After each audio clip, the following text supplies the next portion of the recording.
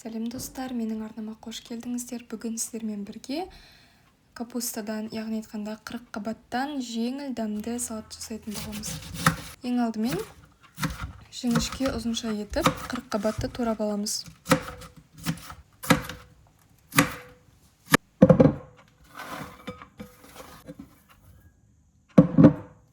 Енді пиязды видеодағыдай тураймыз. Сарымсақты майдалап турасаңыздар болады, терканы пайдалансаңыздар болады. Осылай сарымсақты майдалайтын боламыз. Енді майға пиязды қуыратын боламыз. Майдалаған сарымсақты салатқа қосып, үстінен ыстық май мен пиязды қосамыз.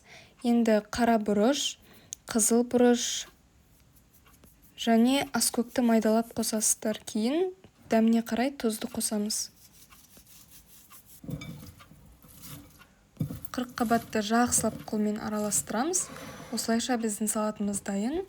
Маған тіркеліп, лайк басып, коммент жазып отырыңыздар. Менің арнамда күнде Құдай қаласа осындай жақсы пайдалы тамақтардың рецептісі шығатын болады.